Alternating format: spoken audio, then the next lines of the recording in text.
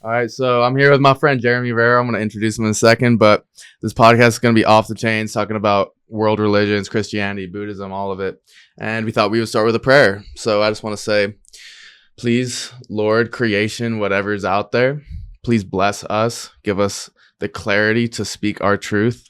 Give us the strength to hold our boundaries, to know who we are, to express our love, not just for ourselves, but for all of creation, and to give the wisdom that we've been blessed with back to this world that needs it. Amen. Amen.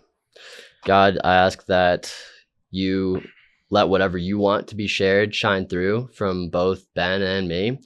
I ask that whatever you want the viewership to connect with today, you offer that and you make sure that it's shared and spoken and heard.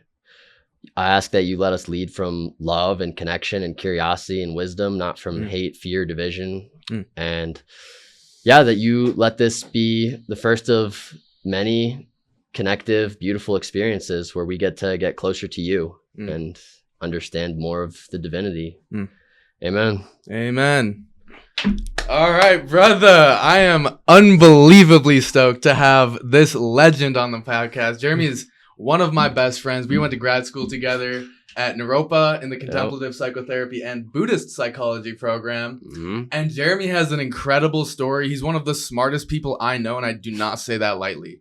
Just so versed in world traditions, so versed in all sorts of practices from Kundalini yoga to all sorts of meditation. And we are really blessed to have him here right now. And this is the first of many conversations. So Jeremy Vera, I want to just give you a chance to, again, introduce yourself. Also, he's a psychotherapist, as am I. That's what we were in grad school for. But Jeremy, tell people a little bit about who you are right now, and then a little bit about your past that, I guess, led you to who you are right now. Yeah, for sure. Thanks so much for the introduction, man. I really appreciate the kind words. Seriously, that was really kind of you. Great introduction. I've definitely been all around every religious system that I could think of, at least all the major ones. I was raised Jewish in a culturally Jewish home, so secular, not religious. Mom was Jewish and dad was raised Catholic, but both of them were not very into religious institutions as a whole. So I didn't really get any personal spiritual guidance, but all of that stuff was available to me too. Like the books were laying around, Buddha was on the wall, Jesus was on the wall, but none of it was really talked about too much. I didn't really have a personal connection with any of the holidays that I celebrated, because we celebrated Christmas, Hanukkah, Passover, but like I didn't know why we were doing that stuff. Going through the motions, getting the presents, lighting the menorah. Totally. But I also got into meditation around like 8 or 9 years old, so I've been doing that for most of my life, and which is kind of wild, honestly. And like that's also one of those unexplainable miracles. Like I can't fully explain, but I always had this curiosity towards just seeking. Like I didn't know exactly what I was looking for. Really? But I knew I was looking for something. And like I got very into the Eastern traditions first. So Buddhism, Taoism, Hinduism, Kundalini, all that stuff. And I went through so many phases, like atheism to like rationalist, materialist perspectives to like deep into Dharma and Buddhism for many years. And then through New Age, like manifesting, all of that kind of stuff. And I got into Christianity for the first serious time, maybe like 19 years old. So about 8 or 9 years ago. And that was just from a psychological perspective. So I was going through a life crisis and wanted to figure out, I got really intent on what is the purpose of life? Like, what's my purpose on this planet? And Christianity offered a very compelling spiritual narrative to invest in. And at first I was just drawn to the psychological significance, like the Jordan Peterson Bible series was on YouTube. So I listened to a lot of that and got very invested in the psychological and symbolic significance of the Bible. And that's where it stayed for a lot of years, up until maybe like the last year or two. Yeah. And just to recap, so it sounds like 19, you had almost like an existential crisis. What is my purpose? What am I doing here? After and we have similar backgrounds in this, where I grew up with two parents that are both MDs and both left the church before I was born. So I had never had any religious exposure in my life. And actually, just to connect, I mean, a trippy story for me is my first existential crisis. I was probably like 4 or 5. I remember my feet were dangling off my mom's bed, and I was with my brother, and I remember being like, so Mom, what happens when we die? And her being like, you know, an agnostic at that point, was like, honestly, nobody really knows. And I remember I was like, Mom, what do you mean nobody knows? Nobody knows. Like existential crisis when I was 5. And that's what started me on this path. And I didn't get to find anything for a while. It was just this deep, pretty unsettling kind of just information to receive when you're that age. You think your parents know everything, and all of a sudden, wait, no one knows. What do you mean? Yeah. And so talk about a crisis. Exactly. So for you had something similar. I mean, I'm sure you had many minor existential crises. Yeah. That was not the first. With that confusion, without that ground, without that like cultural story narrative that we're living.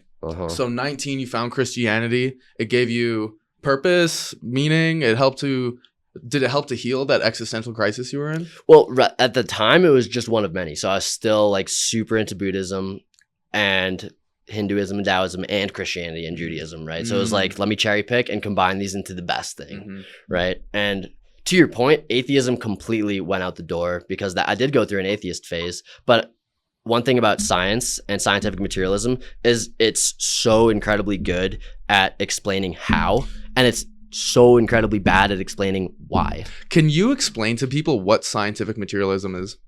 Yeah, I mean, it's a reductionist perspective that everything can be boiled down to the physical, the material matter, the properties that are observable. And if we don't know what those properties are now or yet, we will. And we can explain everything like that through a microscope. And science will prove it. So basically, the role of, you know, spirituality, of imagination, of the unseen forces of energy, even things that are not yet quantified by science, are ruled as unreal. Right. So that's the reductionist mindset. We're reducing reality to this little scientific materialist box.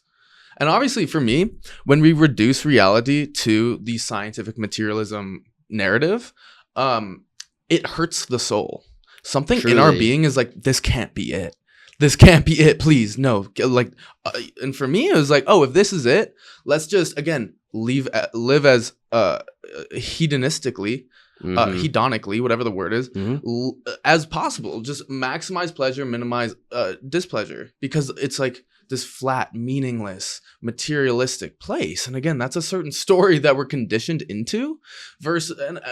What blows my mind is we have so many possibilities for different stories. Look at all the rich religious traditions that you were diving into. Right. Christianity, Judaism, Hinduism, Taoism, Buddhism. All of these things present a vastly different worldview that in the depths of our being feels a lot better than this reductionist, scientific, materialistic view. And yeah, so I want to hand it off to you. And again, see how specifically Christianity impacted you when you were still exploring all of these traditions. Yeah, 100%. And that's so true. I mean, that materialist, rationalist perspective, I get it, because we've gone through this scientific revolution where we can explain almost everything. Not everything, but like I get why people adopt it. That's why I adopted it, because it helps to explain things so well. And it's still useful in terms of like explaining gravity, the weather, right? These things that like we couldn't get to the moon without that kind of perspective. But only that, so corrosive on the soul. Yeah. So corrosive. And that's the thing. It has a value. Again, it got us to the moon. But when we reduce reality to that, we're like putting a cage on the infinite. And something in the soul is like literally suffocating, in my opinion. 100%. And yeah, so going back to Christianity specifically, I would say much like Buddhism, it cannot just be studied. It has to actually be practiced and lived to experience the fruits. It can be studied and appreciated, which is what I did for many years. And that had an impact on me. It gave me beautiful narratives to explore reality and myself with.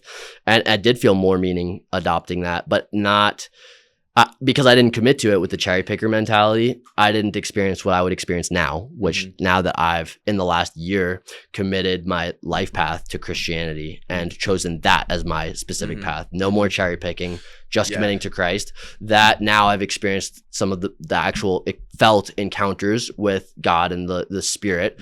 And that has made me feel so renewed, so deepened in purpose, meaning, liveliness. Like the word should be vivifying. Like you should be felt like brought alive by the word. Vivifying, vitality. Yeah, exactly. There's a certain vitality that I've never experienced before with any other system that I couldn't experience from just studying Christianity. Beautiful. And I want to dive into that. And I want to give people context based on who Jeremy was when I met him 3 years ago at the beginning of grad school. We just off the bat clicked. He was one of my first friends at grad school here at Naropa in Boulder.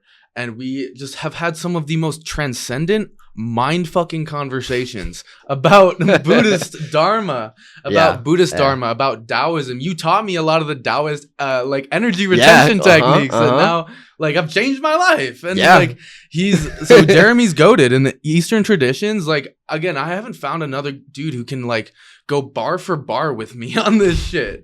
And so for him to like really have this radical transformation to Christianity, like something is going on and something beautiful, because I trust this man. I love this man.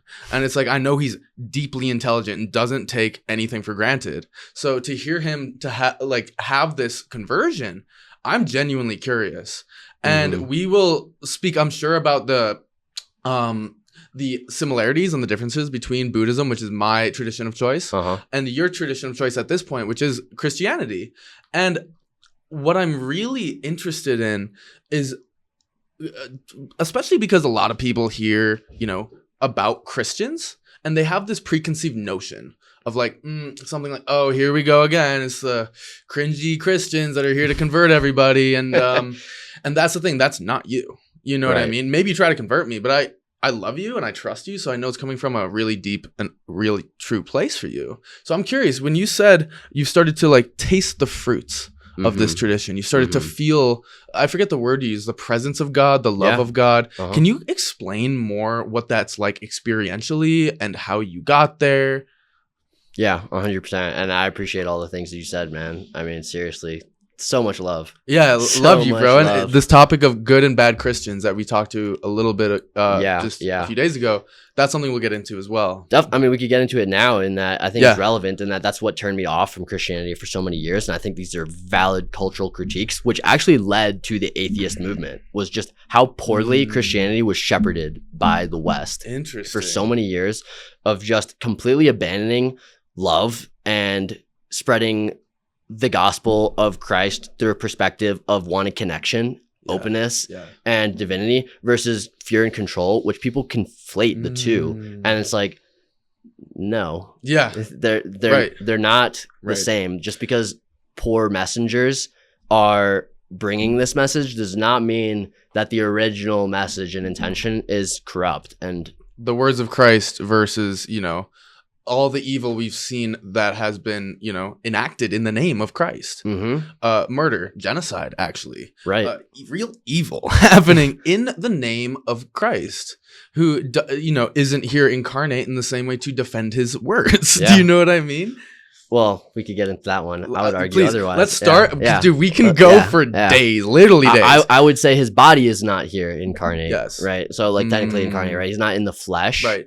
But his spirit, his presence, that is the Holy Spirit, which is part of the Godhead of Christianity. That is maybe like the single most important thing that I feel is I could not feel the presence of God in that way before accepting this path. Whereas now, when I ask, I receive. And that's not like a material thing. It's not like I ask for money and like there it is. That has happened. But asking for a response, a presence, right? And how God speaks to me. God won't speak to me if I don't speak to him. And a lot of people confuse like speaking with God as petitioning for something, like, God, give me this, otherwise I won't believe you're real. That's transactional. Tell me a relationship where that works. Show me you love me, God. I need a Ferrari. Come on. Ben, you're my friend, but only if you do these things for me. Right. Conditional love. Right. And that's not it. Obviously, there are qualities that describe a good friendship. Like we like to show up for each other in certain ways, right? And the same thing with God is like there, which we'll get into later, right? But if we're living in intentional relationship with him, which I am now, then the things that I'm experiencing are like more frequent insight, more frequent filling and overflowing of this feeling of life-giving energy and abundance and joy. Discipline, that like one of the things that one of my favorite theologians, N.T. Wright, speaks about is that you can actually falsify and fake the fruits of spiritual attainment. And I think this goes for every system, Buddhism, Judaism, Christianity, all the above, right? That you can appear really invested and show a lot of this joy, right? And like a spiritual bypassy kind of way, but you can't fake discipline. And that's one of the fruits of the spirit. And it's the fruits of the spirit, not the fruit, right? If you have joy and you don't have self-control and discipline, you actually don't have the whole package. And there's only the whole package, right? It's not a piecemeal a la carte thing. Right. And so I feel this, I've always been a really disciplined guy, but I actually feel through this, a lot of the commitment comes from humbling myself and self-sacrifice and, bearing my cross, right? That's part of the tradition. Totally. And that gives me this actual empowerment. It's not like this meekness, right? Like we can get into like the whole meek will inherit the earth thing. But it's when I put myself down, not in like a negative way, when I say, release this me, this selfishness, and move out of the way and let God flow through, then I feel things actually flow. Boom. And this reminds me of in Taoism, what's called the watercourse way, of just release, letting go of the contraction of a separate identity, letting go of the narrow desires of this separate self for the sake of something bigger than ourselves. And this reminds me deeply of the Buddhist principle of anatta, which is the Pali word for no findable self. So basically in Buddhism, to just very simply summarize that, there is no self that will ever be able to find that is objectively us beyond the mind constructing the story and the notion of identity. That, I am this form, this thing called Ben, this body, mind, this personality, that's me. Well, in Buddhism, they would say that's actually an empty belief. It's only true if you say so. And at that point, when you recognize that, it opens you up to, if I'm not necessarily defined, delineated, if I'm not solid, what am I? And that question, if you follow it deep enough, and that's, the path of inquiry in Eastern traditions, it'll take you to this radical not knowing, this void of like, I actually don't know. And in that void, I mean, not even saying you don't know, because then you're solidifying that you don't know. You're just being taken to the void. And in that, when you're empty of any solid identity, you're full of everything that could ever be. And I mean that literally. So that's a conceptual way of laying out this very lived experience. That is what I'm hearing you say too. I see so many similarities in the fruits of these paths. Yeah. And I think that it would be almost a disservice on my end to say, or just to ask, could we be tapping into the same thing? Could Buddhist Dharma, through a radical understanding of the emptiness of perception, and the emptiness of self, the emptiness of the world, actually be a gateway to accessing the same sort of kingdom of God, if we're using the Christian language?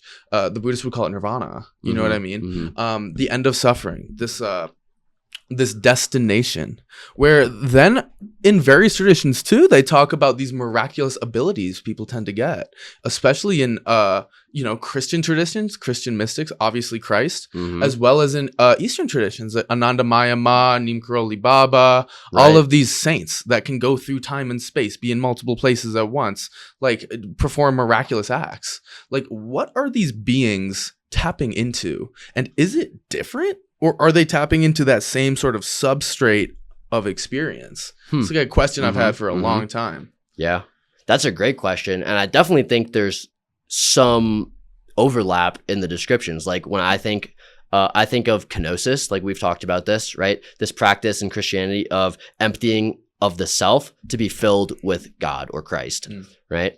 And to me, that's so similar to no self in Buddhism. Yeah. It's like, a lot of connecting to God deals with addressing lies and false beliefs about who I am. And these are the solid narratives of Dharma, right? And I think there's so much compatibility and crossover there. Where there's a big difference for me is that Buddhism is maybe the best system that I've come across on the earth, deconstructing and zooming in at what is going on underneath. And that's where I actually think of it more scientifically, right? As like a philosophy of what's going on. Where I think that falls short, which is what brings me more close to Christianity as like the ultimate path for me, is that once you deconstruct, there's a lack of inherent meaning, which connects with the goal of Buddhism, which is emptiness. And I actually, for many years, I thought that was the ultimate goal, where now I think actually that falls short in a way of disconnecting us from God because of this openness and no self, which I think is step one. I think it's a great step one. And I think step two is the filling back up, right? Filling back up of God, of Christ in me, in this empty vessel that allows that channeling. And so I think that reconstruction is necessary, where the deconstruction doesn't complete it. And though I do think maybe that this is just theory now, I'm not making a claim, but I could see where like both releasing in both traditions that false self leads to these supernatural feats. I think the actual divinity of Christ came from the filling up of God, which is separate because he is the Son of God. Right. If you subscribe to that, which I do, and where like saints, and I believe that the saints of Buddhism have these supernatural powers probably from the emptying of the false self. They also were not making the claims that Christ was making, which was being connected to the Father. Totally. That's where there's a distinction in the tradition. But again, as I say, the emptiness of any separate self, fullness of everything else that can ever be. Right. And that's the thing. We mean that literally. And also we could say when we're really letting go of the what Andrew Holacek, a Tibetan Buddhist teacher, would say is a like almost a cramp in the psyche. This contraction of the psyche that leads the mind to shrink wrap around this thing we call the ego. It's like that's rooted in fear. Contraction is fear. When you're afraid, you can feel it in your body and it affects your mind in the same way. It's all tight. And again, everything seems all solid and real. And again, through opening to love, because again, in Buddhism, metta is an avenue to complete awakening. So metta is basically loving kindness practice in Buddhism. And various teachers, including Rob Burbea, who is, goated. I wouldn't be the guy I am today without him. He says metta, again, can take you all the way to complete liberation and nirvana just by loving kindness, learning how to relax and open to life as it comes through you and to you. So that path of love, which is really what seems like Christ was preaching, will have the impact where the solidity of the world and the boundaries between us and everything else will start to fade. And at that point, everything opens to the infinite, where we are the creator, we are creating. And I know you probably think differently about that, but I think there's so much overlap as far as from the Buddhist lens, what are the mechanisms of mind? Not even just my mind, the mechanism of mind, which you could also call the world. The world is also mind. At that point, what are the mechanisms of mind that construct solidity? And what are the mechanisms of mind that deconstruct solidity? And I want to just bring it back to what you said about this sort of two-pronged path, which is that of deconstruction and then that of reconstruction. And I've always said that about Buddhism, because for me, when you just go to emptiness, which is the crux of the Buddhist traditional Buddha Dharma path, it leads to, well, for a lot of people especially, this nihilistic kind of tint to life where, it's all meaningless and what fucking matters? Everything I love is empty. Everything I hate is empty too, but everything I love is empty. Oh shit. And it can be kind of dark. And like, that's the thing. That is an incomplete understanding of shunyata, which is the Pali word for this term that we're calling emptiness. Again, that there is no real way that things are. So if you only deconstruct, it doesn't actually feel good for the being, for the soul. There's needs to be this element of reconstruction. And this is where, for me, engaging in archetypal psychology and depth psychology and playing with the archetypes and the imaginal figures of who we are and what the world is can start to invoke a more ensouled, deep, meaningful, beautiful experience of this place of life, of this theater that we are constructing, that we are forgetting we are constructing according to Buddhism. It's a projection of mind, and the stories, the narratives, the conceptuality that we have in our minds that are conditioned through culture, religion, our parents, everything else. It is then being projected on the world that seems outside.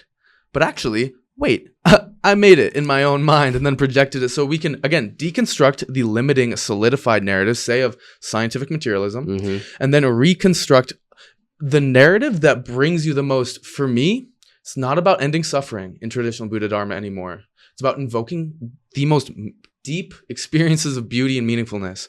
That's what life's about for me. It's suffering, it's okay if there's beauty involved, and there is in suffering. I would say it's not even just okay, it's necessary. Let's go. Yeah. The idea of escaping from suffering is contrary. Like if liberation is the goal, suffering might not be okay in that framework. Right. Whereas actually part of the path is bearing your cross. Like think of the root of the word passion, even like in beauty and meaning and pleasure.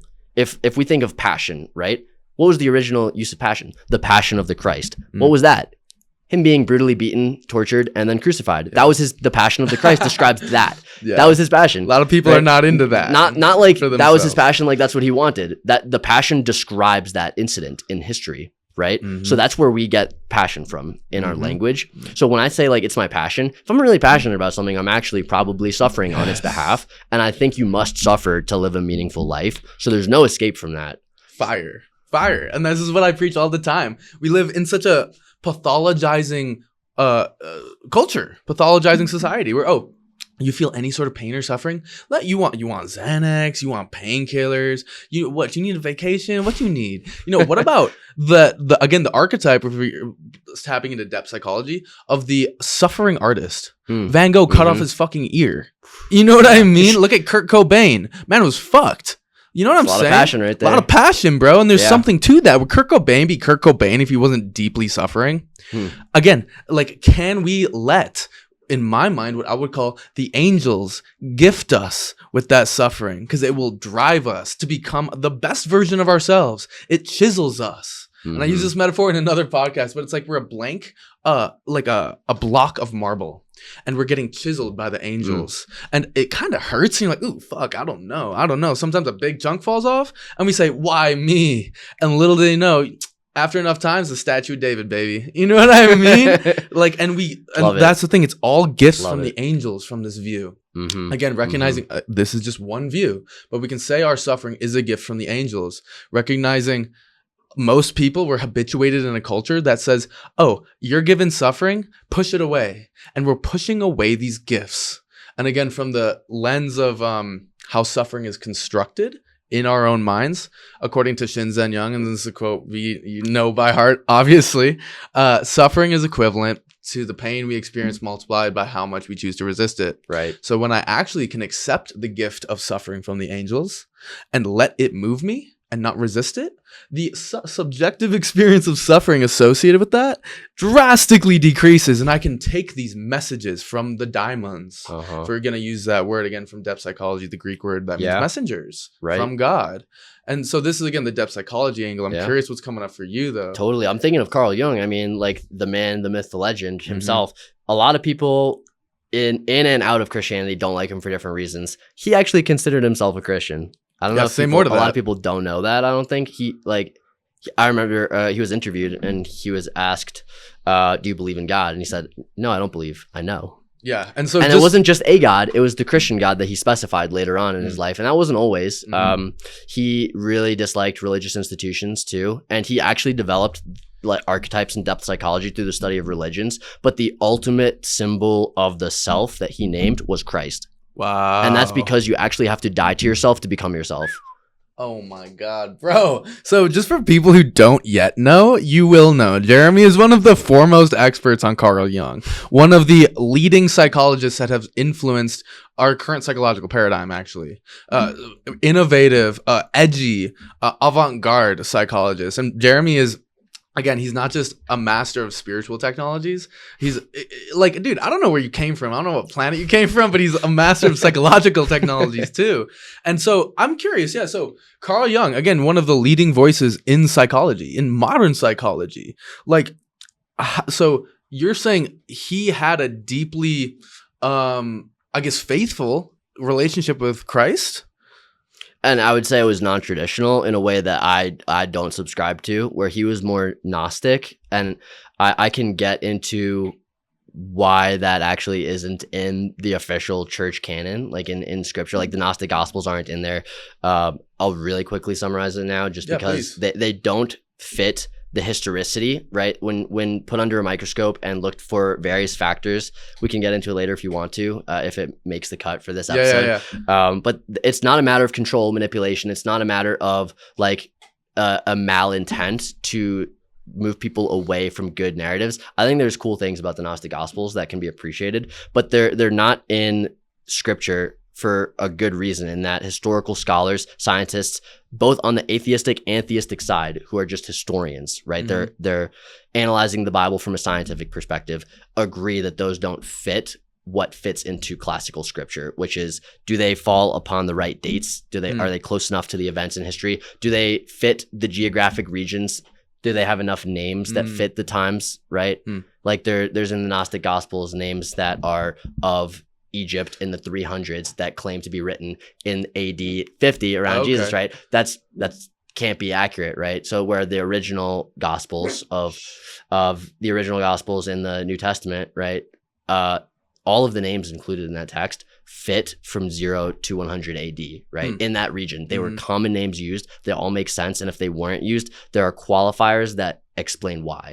And just because I kind of got lost, can you connect that back to what you were talking about before? Right. And thanks for bringing me back there. No, please. No, I mean, coffee is buzzing through again, me. bro, you're so knowledgeable on these subjects. I just want to like let it rip, but I'm just going to bring you back if I lose my place. Yeah, and no, that's super helpful. So the reason I said that was because Jung took a more Gnostic approach. And that's why that's why I don't. Gnostic is like inner knowledge, gaining through personal insight, which I respect. Like the Bible. Right, which is an external. But of course, Jesus said the kingdom of heaven is within. So I don't think it's necessarily incompatible. I just think there's a good reason why not to explicitly follow the Gnostic Gospels for connection to Christ when I can trust the scriptures. And that's my connection. That's my source. It doesn't mean I'm not doing so much internal work and prayer, contemplation, meditation every morning, which is part of my biblical routine now.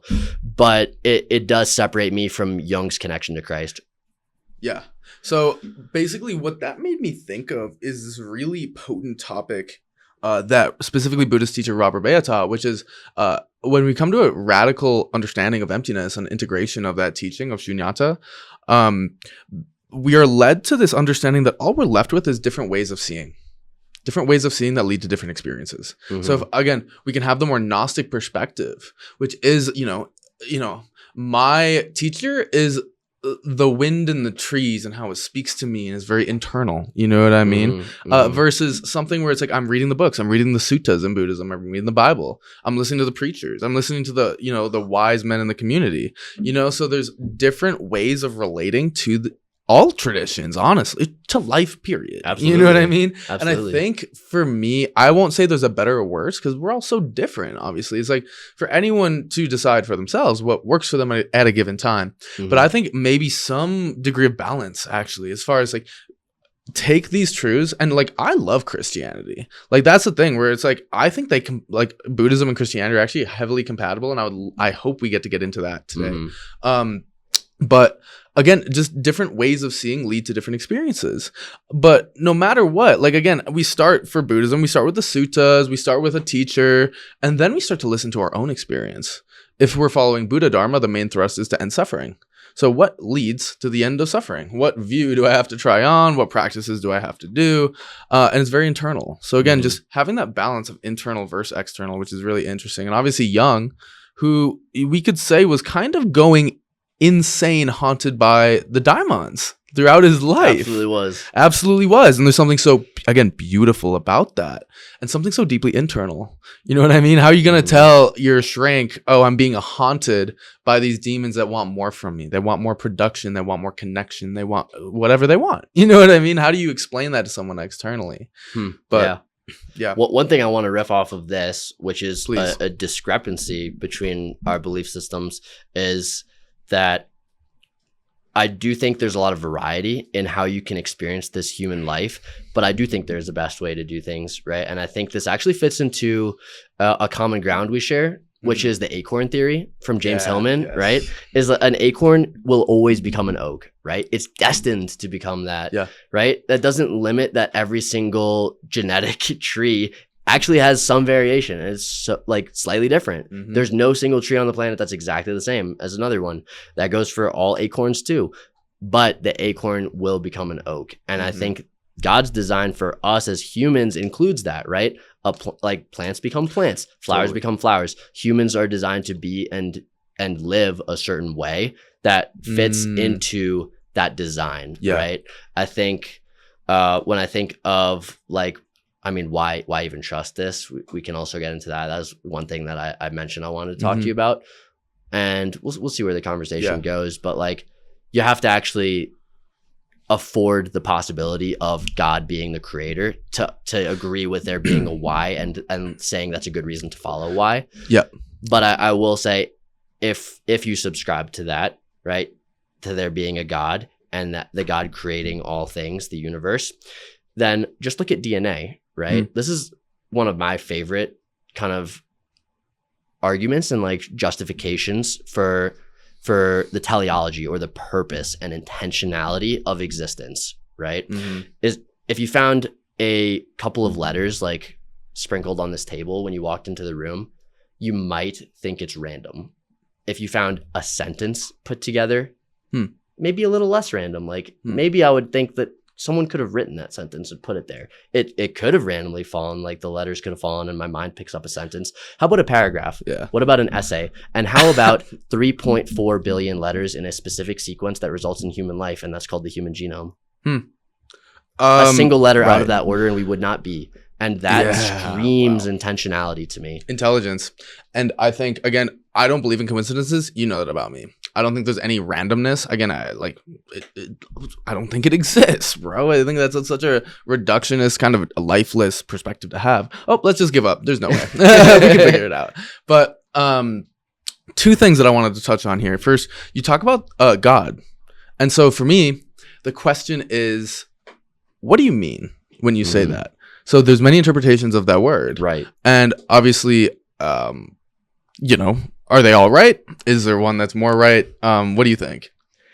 I used to think that they're all right because I used to conceive of God as just all things, right? Like you and I are God in this moment. That was my original understanding that lasted up until maybe like last year. Now I view God as actually separate from this here right now, separate as from us, the creator. From the world, not separated, like he's always present, because I subscribe to the Christian definition of God, which is omnipresent, omnipotent, omnibenevolent. Wow, benevolent. You want to finish that for me? Yeah, thanks. And yeah, omniscient. So all knowing, all powerful, all present, all good. And when I think of like the original definition of God that I had, which is like, this is infinity, everything, consciousness is God, right? Then what made that? And that brings me to my current understanding, which is the creator is not the created. That we bear the image, right? We're image bearers. We represent and are symbolic of and have that similarity to God, the creator, but we're not God.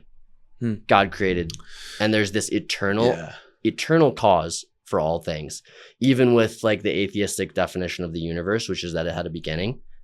In the beginning was the word, right? Right. And what made that beginning? Right. Who was the beginner to that beginning? And that is God for me. Yeah. So I think that's a beautiful and really skillful perspective, I think, for a lot of people. This is where we're going to come into conflict with Buddhism and Christianity, which is, well, multiple conflicts here, actually. So first, how can you separate that definition and thus experience of God from your own mind, creating that definition and experience from God? Because again, from the emptiness perspective, the world is only that which we say that it is. And so if we say that is the real God, and so it is, and then we actually can start to have that relationship, which I'm not saying is wrong. I think there's something innate in the human psyche that actually needs something like that. Well, I don't know innate, but with many people, it's necessary. But again, let's put it like this. So before Christianity, before the time of Christ, people, 3,000 years ago living in Jerusalem, 5,000 years ago in the Amazonian rainforest, people, the cavemen in caves, the Tibetans in the mountains that have never heard of Christ, we could make the argument that they're actually all living. I guess we can't prove this, but we would make the argument that they're all living in very different worlds. completely different constructed worldviews. What allows for that is the emptiness of all of them. And this is the profundity of the Buddhist teachings, which is actually moving beyond any dogma of the way that the world is, that we are, and that religion is, any dogma of what God is. It's really the relaxation of what we could say is the primary contraction, which is the tendency to reify. And the word reify means to make objectively real. And when we reify and make, again, a worldview solid, a sense of self inherently real, we're actually creating a cage of solidity around our world. And actually, we're reducing the infinite. By definition, anytime we're going to use language, we're reducing the infinite. For sure. And so this is the Buddhist lens again on emptiness. And again, I'm so curious. Again, my biggest curiosity is like, how can you ever know objectively that God exists beyond your mind, creating it and saying that it's real? Yeah, that's a fantastic question, and I think a valid one. And I have an answer, and we'll see if it's good enough. You know, I mean, because like I believed exactly how you believe for most of my life, right? Because it's such a phenomenal argument, It's I mean, it's phenomenal. It's like a checkmate argument, in my opinion. And I would say that I have a response to it. So we'll see how it does for you, please. Right? And this is coming from someone who, I need rational understanding too, and I believe rational understandings are good. They're limited. And there is an inherent limitation to rationality and logic, but it still serves a function that can lead to truth. And I will say there's no way to 100% know anything, right? Facts. That goes for me too. Yeah. I don't want to become hubristic and say I 100% know. And I don't think that anyone ever needs to have 100% proof. You just need to have reasonable evidence, right? Justifiable evidence. And I would say that evidence exists, right? Just because we can deconstruct everything doesn't mean that me describing you as Ben is incorrect, because I could describe you as a bunch of atoms coming in front of me, and there is an objective truth. That's my claim, right? Which will lead to how we can kind of infer that there's some reality outside of constructed mind, right?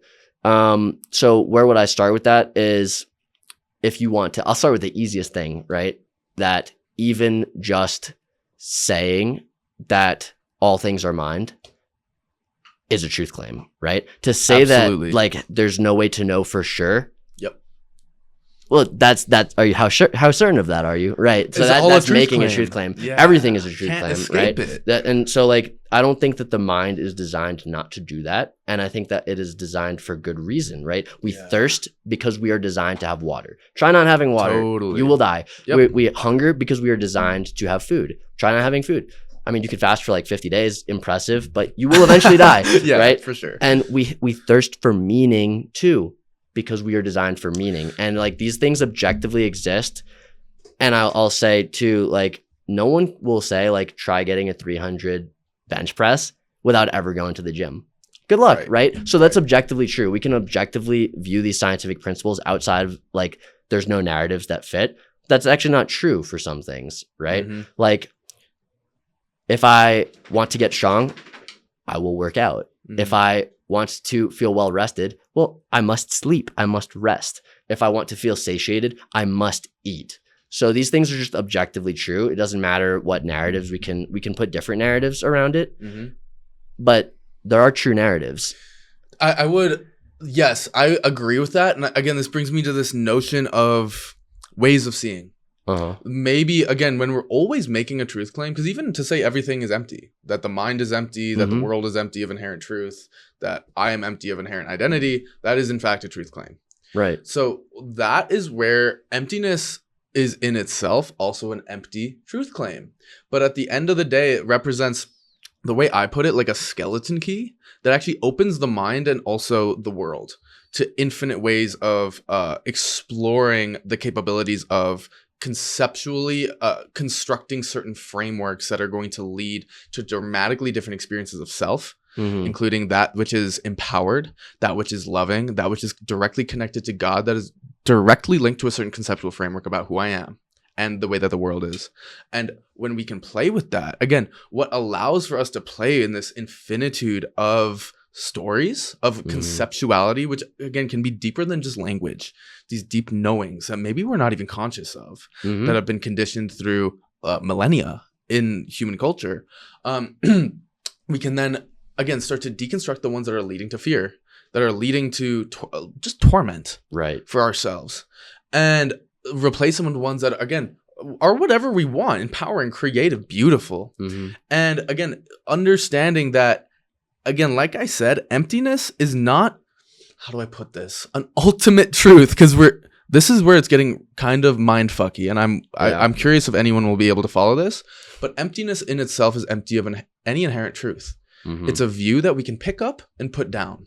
But when we can pick it up, the world opens in a pretty dramatic and unique way, where we can, again, play with anything, try on any narrative of self, other, and world, and have it be equally as real as anything else. And that's where maybe the goal of Christianity and the goal of Buddhism are actually just different. Where the goal of Buddhism, traditional Buddha Dharma, I would say, is to end suffering. That's not really what I want at this point, actually. And I think for most people asking that question, which is, what do you want? Like, if you're on the Buddhist path, I hate to say it, but is it really just to end suffering? Or is it actually for beauty, meaning to be living a myth? Even monks are living a myth, and it can be really resonant to the soul. But again, what do you want? So for me, it's what narratives, what conceptual beliefs lead to deeper, richer experiences of beauty. And so the goal of Buddhism for me is actually freedom. To have that malleability and flexibility of mind, to not cling to it's this way, not that way. That need for certainty is a cage.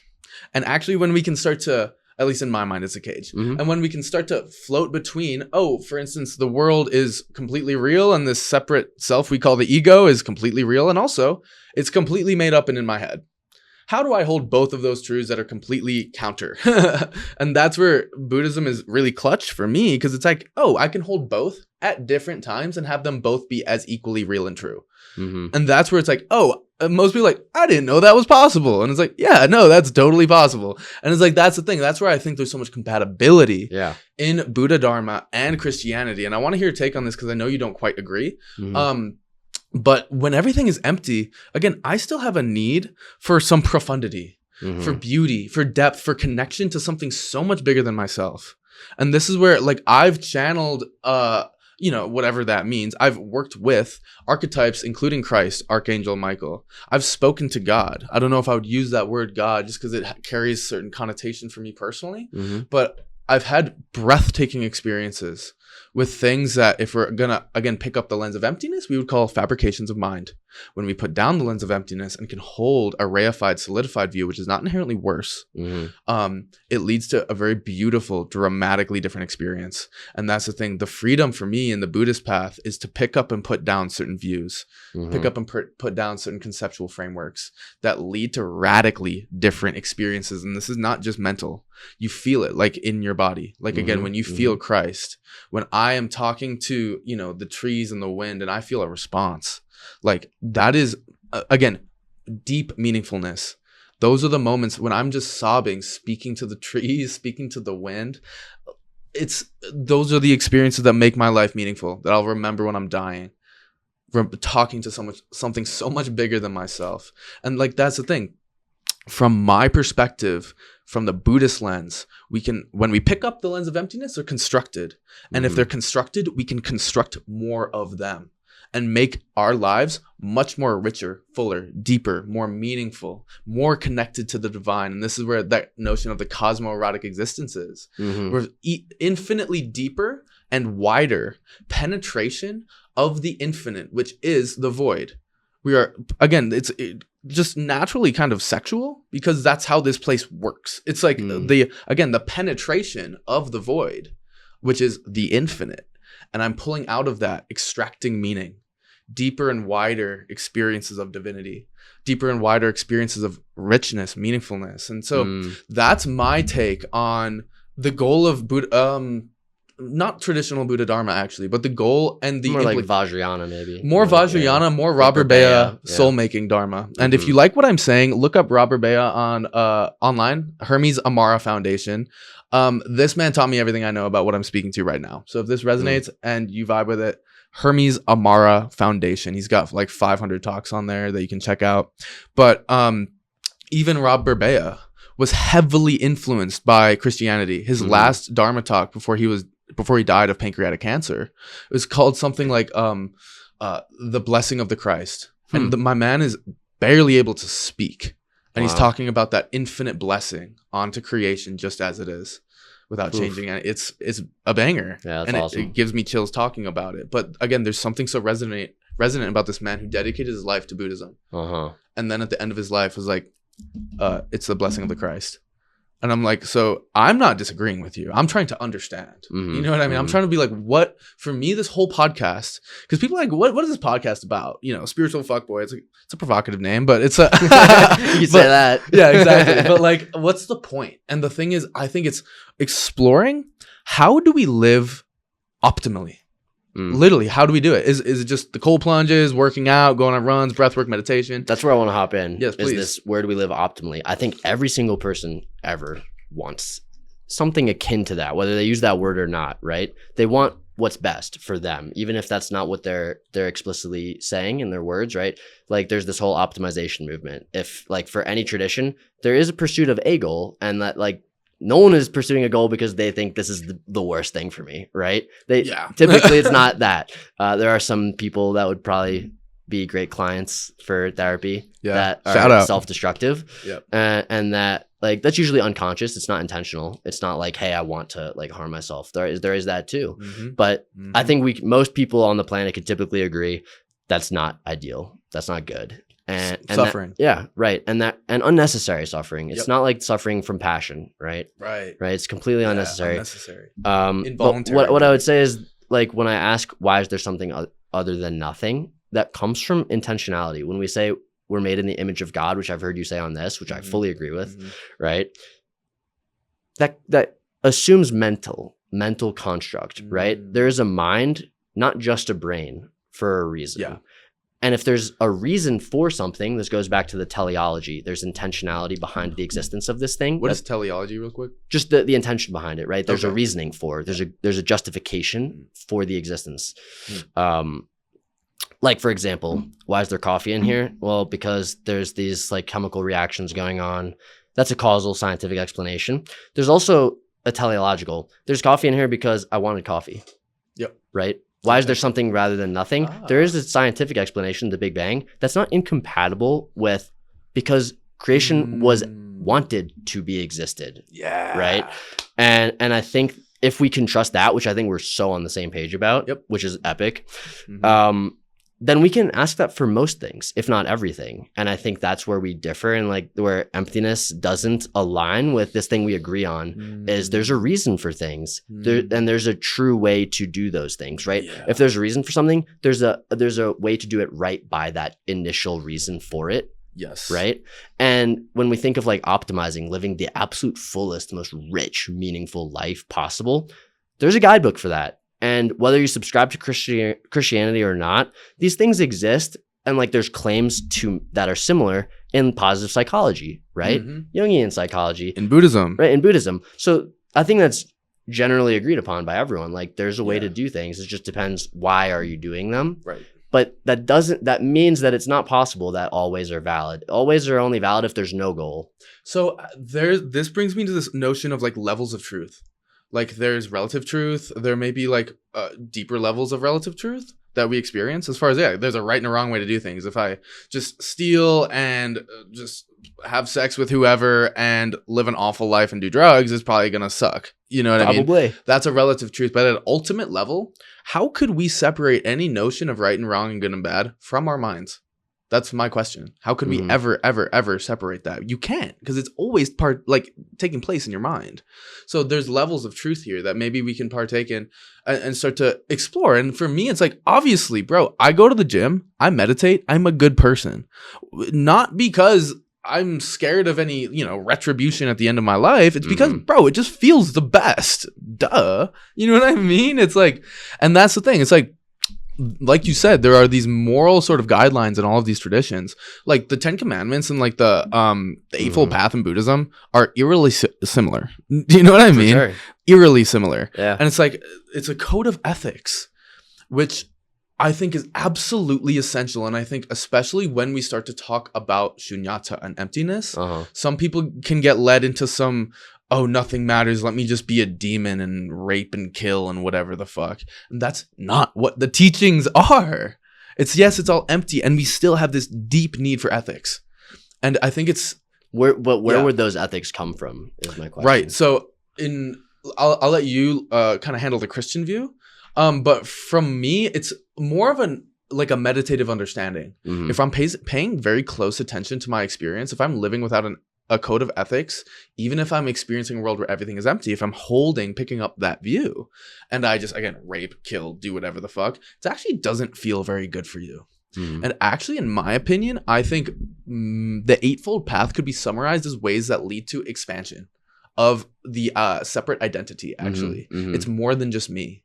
And when we act in a way that is detrimental and destructive to society and others, we're actually reifying and reaffirming and feeding this belief and this experience of the ego, of the separate self, which in many traditions is the ultimate source of suffering, our ego. So it's like, again, it's less of a do this or else. I mean, it is sort of that, but it's more like, yeah, if you want to fuck up your life, go against all these teachings. Like, go for it. You'll figure it out eventually, hopefully. In Buddhism, they would say in this life or the next, you'll figure it out. But actually, not necessarily. You can be in samsara for eternity. You know what I mean? But that's for another podcast. But that's where we would agree. What? That we're in samsara for eternity? No, that we could be. Oh, that right? we could, exactly. Eternal, right? Yeah. I'll let you finish, though. Yeah, no. I love that point. So this brings me to another thing I really wanted to talk about with you, which is what has turned me off from Christianity. And like, that's the thing. I love hearing about it. Like channeling, learning about the little bits of the Christian mythic figures, like the archangels. Bro, it's powerful. Epic. Powerful. Channeling that, dude, you're untouchable. You got angels on your shoulders. And for me, when I start to feed those beliefs and narratives, those stories, I feel them literally on my shoulders. And there's something so meaningful about that. But my main qualm with what I see in a lot of Christians, and I would just say a lot of religions, period, actually, is how much of this devotion, how much of this, not just devotion, but following this ideology is actually rooted in maybe a very subtle flavor of fear. Fear and not knowing, maybe fear of what I would call groundlessness, fear of emptiness. I don't know what's going on. What happens when we die? Who am I? I don't know. Oh, someone gave me some solid ground to stand on. Yes, let me stand on that. And so in the Buddhist lens, again, we don't need that solid ground. Again, according to Chogyam Trungpa, he's that brilliant quote, which is, the bad news is that we're all in free fall without a parachute. And the good news is there's no ground to land is that there's no ground to hit. So that's the thing. But that's when we understand emptiness. Yeah. But yet we cling to some solid ground, actually out of fear, which is rooted in a delusional experience of reality, which is actually reifying, making real myself in this place, forgetting that they're actually mental projections. And so the need to create some solid ground, could that be rooted, again, in some really deep, subtle fear? And do we need to be afraid, actually, of the groundlessness? And that's what I'm really wondering. Do we need to be afraid? And I'm not saying that's where all like Christians, any religious people are coming from, because I know people from all sorts of traditions that are wonderful, that are kind, that are connected, that are at peace. So this also connects to this notion of good and bad Christians, I think. But for you, how can you determine, like, is there fear guiding this? You know what I mean? Is there some subtle fear here? Yeah, I love this question. Yeah. Yes and no. So, and I would say yes and no for good and bad Christians. Please continue. Yeah. Okay. And I'll say that I'll start with saying that depending on the style and flavor of fear, that makes it good or bad fear. There is good fear. And I would say that fear comes out of respect for the worst possible thing, right? Not necessarily fear of like being punished, right? So if I think of hell as like the eternal punishment, that's a misconception about hell, right? Hell is eternal separation from God. Yeah. That's very painful. That's not God's not there punishing someone, right? That's a choice that we make to separate ourselves from the eternal creation and creator. we do that to ourselves, much like holding to a separate sense of self is, right? And I would say that that's good fear, like fear of separating myself from divinity. Fear of entering hell. Right. I would hope that everyone has a bit of the fear of the absolute worst for their lives. And if they don't, it's probably going to be a very short, miserable life, right? Yeah. And so that bad fear, I would say, is very, very valid, and has really given Christianity a bad name. Is this fear of uncertainty is very real. This fear, I can't speak for every person, but I think it is rooted in an unhealthy fear of what if, right? What happens if? And that's a threat to identity, which comes from a clinging to self. And that's not a self rooted in God. That's a self rooted in me. And there's a difference between like doing things for me and doing things for this identity that I hold that's a good identity as a child of God. That's a good identity to hold. That's okay. Right. And then I would say when you're not in that identity, and you're just preserving this me selfish self that's separate and false, which Christianity and Buddhism agree on, then that's where the bad fear comes in. And that's where like, I have to control you because I'm uncomfortable with my own inability to handle that, because that threatens my ability to follow these rules rather than being devotee. I'm following out of fear of the consequences. That's not the way to follow Christ or God, right? That the way to follow is through devotion, love. I'm following because I can experience and taste of the fruits of the Spirit. And when I'm following that love, I will naturally find that discipline that I was alluding to before. And that's not manipulation or control, right? That's discipline out of love. That's very different than fear. And I would say that there can be good certainty in that, right? I'm certain that you know what you're talking about. That's a good certainty. I'm certain that God is good. That's a good certainty. I'm certain that if I do X, Y, or Z, even like in a secular way, that's like led by positive psychology. If I live a fit, healthy lifestyle with great relationships where I have some dimension of meaning, right? Purpose, and I don't follow hedonistic impulses, but instead eudaimonic, right? Meaningful purpose and pursuit of that, I'll probably live a good life. And so like, I will be disciplined to that. And I think that this actually connects to, cut me off if I'm going too long here, but like, I think this connects to two cool things, which one is the puer aeternus. Have you heard of this? This is a notion. I've heard James Hillman talk about this. Yeah, this is a Jungian archetype, which all Jungians talk about a lot. What is it called again? The puer aeternus. There's also the puella eterna, which is the forever child, the Peter Pan complex, which I think our society is suffering from. And this actually comes from unhealthy lack of fear and unhealthy freedom. Or another way of looking at it is fear of certainty. So like addiction to freedom. That's the mark of maturity, is sacrifice. And that's what the Peter Pan doesn't want to do, is sacrifice. And like, right, try piloting a plane and being like a perfect pilot while being a heart surgeon, while being a Dharma practitioner and a Dharma teacher, while also becoming like the next Arnold Schwarzenegger at the same time. You can't do it. Good luck. Like, and if you can, please teach me something. We've tried. Yeah, it's a part of being a finite being in this sack of flesh that we are blessed with, that we can't do it all. Like, I can't just grow wings and fly right now. I'm limited by this human condition that we are all given. And that involves accepting sacrifice to live a linear life. That doesn't mean that you have to be like so boxed in and do things like the 9-to-5 way, right? Like, that's bad. Control, manipulation, fear. If you don't do that, I don't like you. But there is an acceptance of, if I'm to follow my path, my purpose, whatever that means for me, that means not following other things. Dude, I love this, dude. There's something in my being that just hearing you say that, like, really resonates.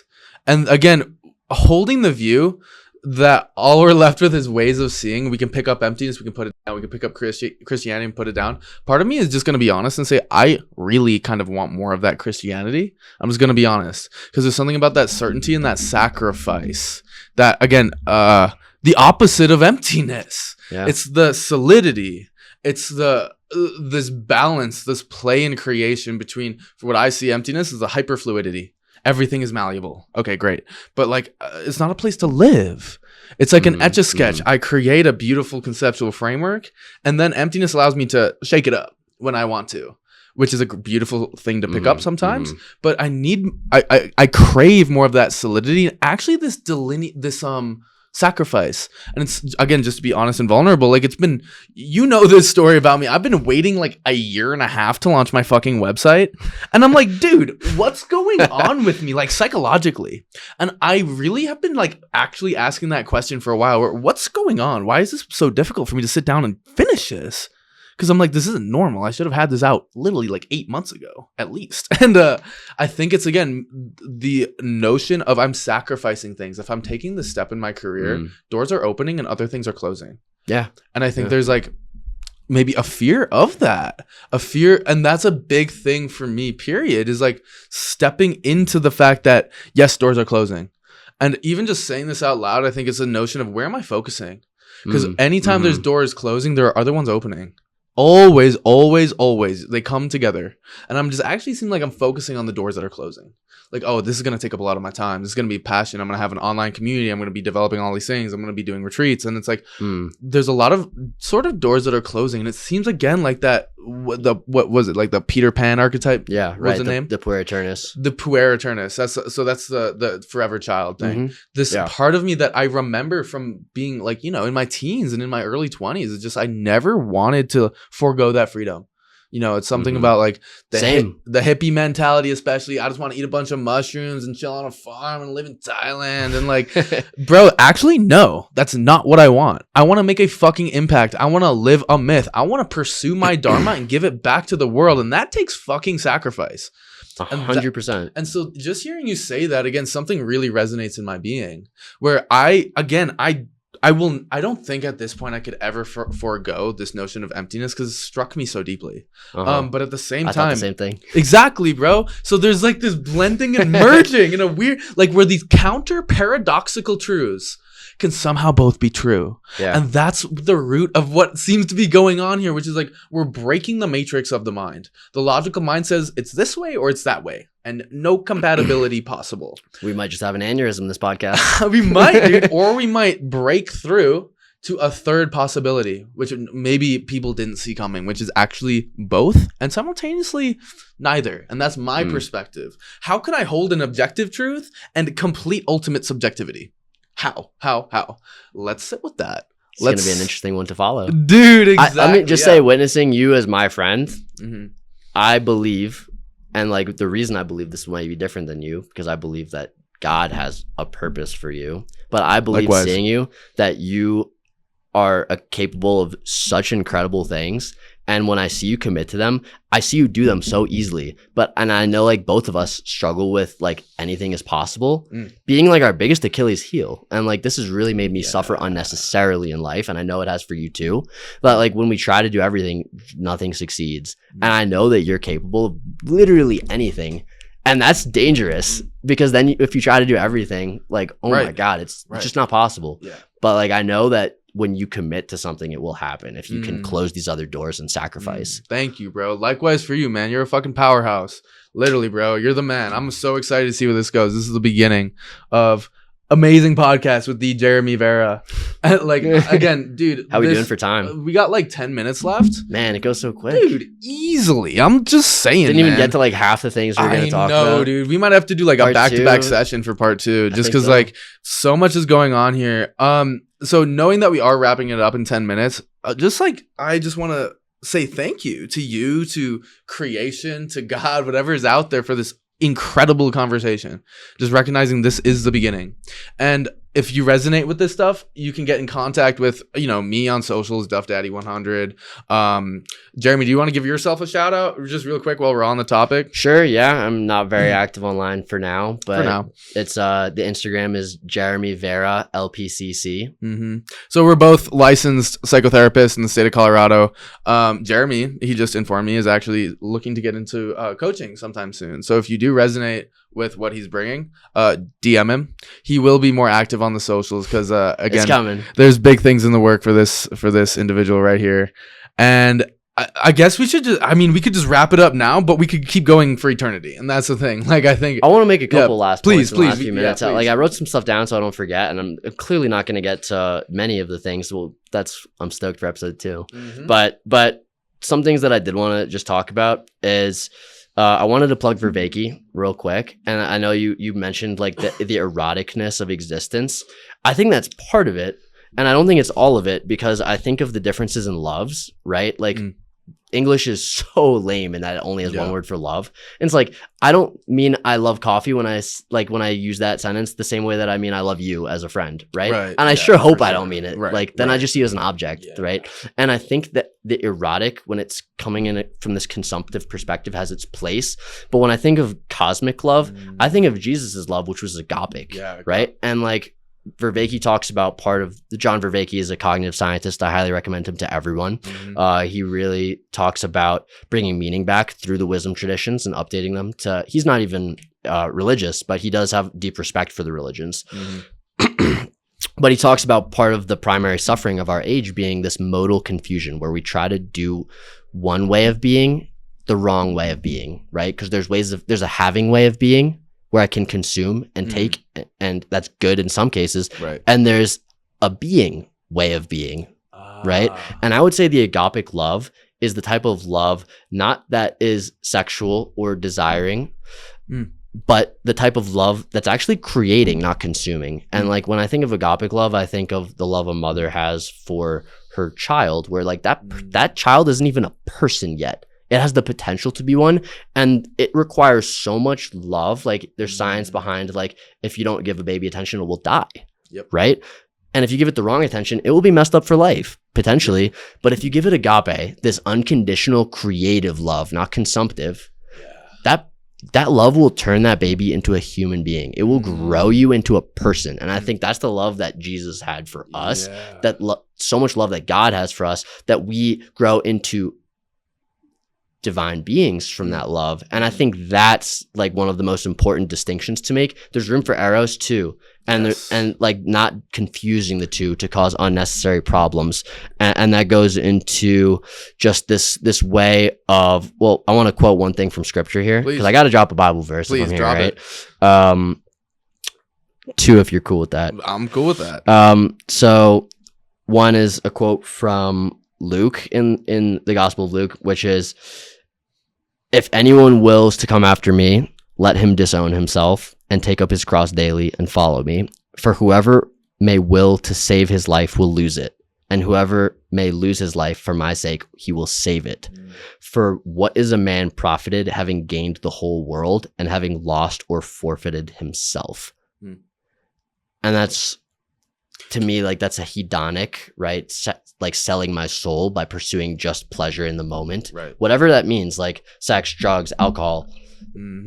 There could be a place for some of these things, but how we do it, if it's just for pursuing pleasure in this moment and following impulses, that's sacrificing my soul, right? For when I could sacrifice myself in that moment and like deny myself that pleasure and then gain everything as a result, and gain my soul and meaning.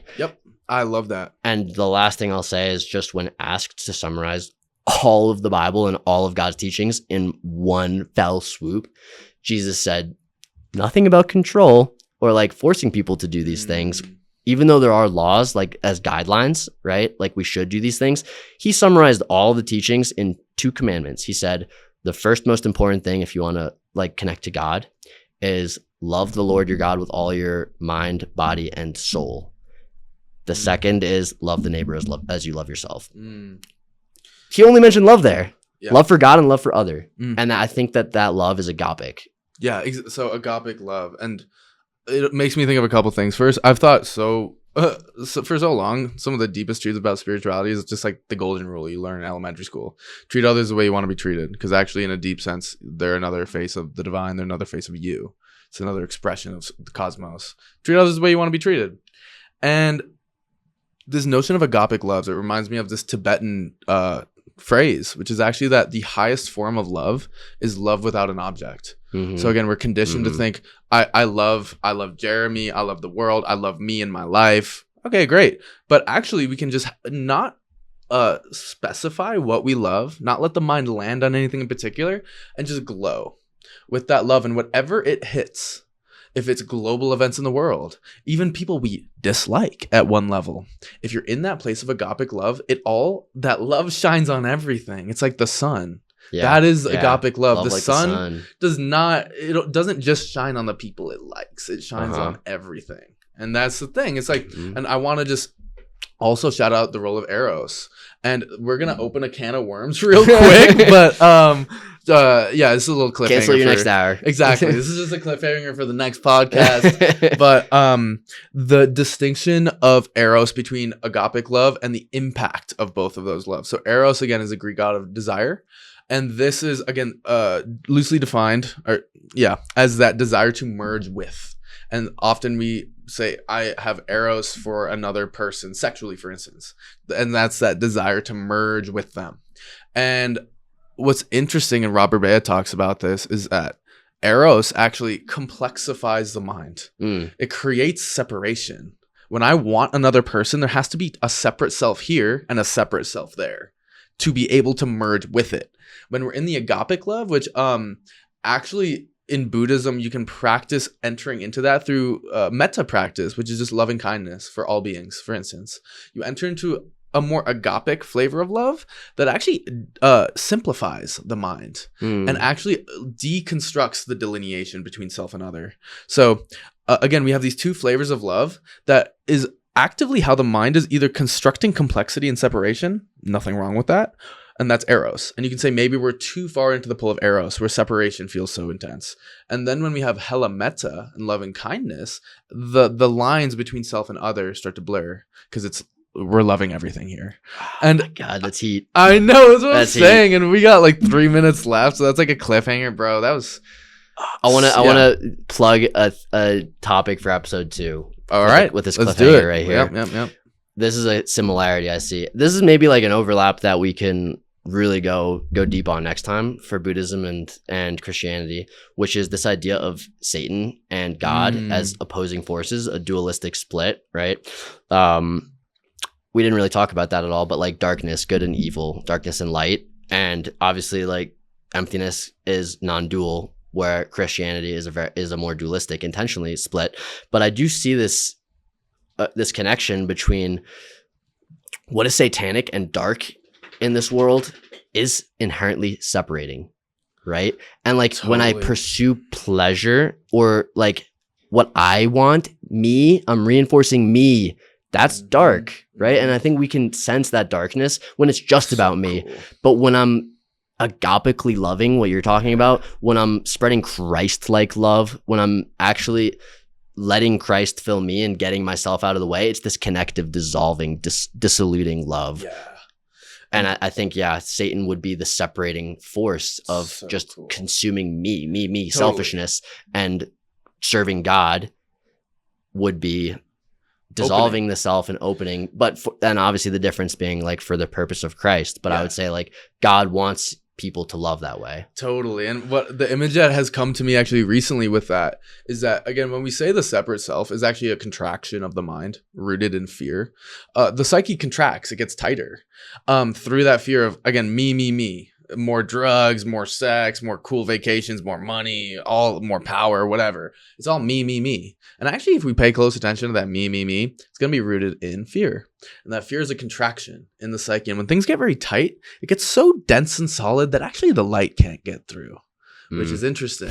When things get looser, all of a sudden the light can shine. And it makes me think of, and I guess we'll just end it on this, is a quote by I think a writer or poet that I heard Rob say, that is, the angels can fly because they take themselves lightly. Always. And I think that applies to every person in tradition. Really, the angels can fly because they take themselves lightly. But Jeremy Vera, thank you so much, dude. This is so fun. I wish we didn't have to stop. Thank you so much, man. You'll have to be on again. It's been so fun. Yeah. I love you, bro. This is a beautiful conversation. Yeah, man. Love you. Yeah. So much love. Thanks, bro. Of course.